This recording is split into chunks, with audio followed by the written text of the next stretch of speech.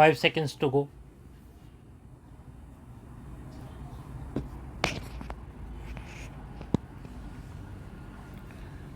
Start.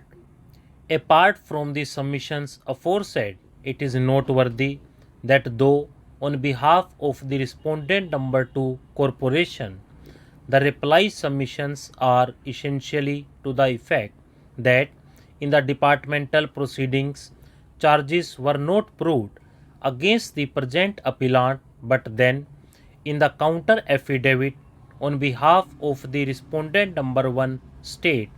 detailed submissions have been made, essentially refuting the case of the appellant. It has inter alia been submitted on behalf of the respondent state that apart from the present matter being barred PS case number 115 of 2012, there had also been another matter being Bikram PS case number 129 of 2012 against the respondent number 3 as also the present appellant, and after the order passed by the High Court,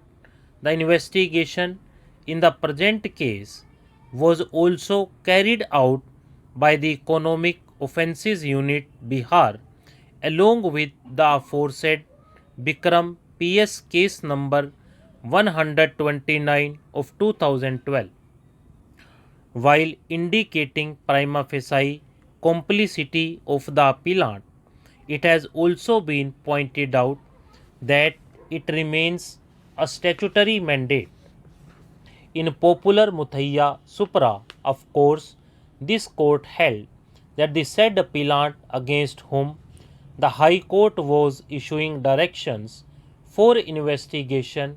should have been given an opportunity of hearing, but that had been the observation in the unique and peculiar circumstances of the case, where the crime in question had already gone through one round of trial with one person having been tried and convicted. Moreover, while disapproving unwarranted directions of the High Court as regards prosecution of the appellant, this court also indicated that the High Court ought to have considered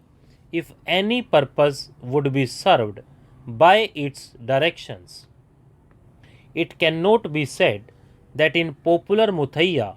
this court has laid down a rule of universal application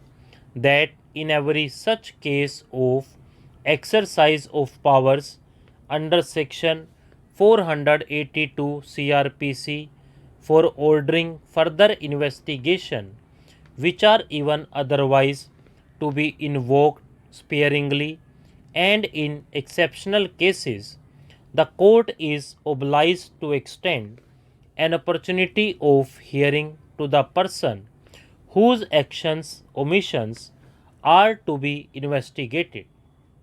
In our view, the question of opportunity of hearing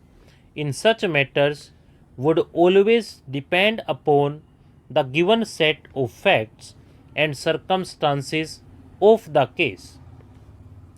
On the facts and in the circumstances of the present case, we are clearly of the view that no purpose would be served by adopting the course of popular Muthaiya Supra,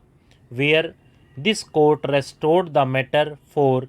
reconsideration of the High Court with an opportunity of hearing to the appellant therein.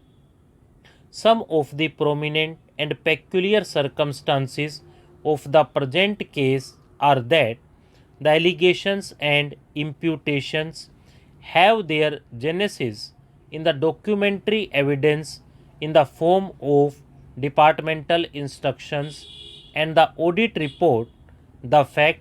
that the appellant was holding the office of the district manager at the relevant point of time is not in dispute, and herein before we have upheld the exercise of inherent powers by the High Court in directing further investigation qua the role of the appellant. Stop.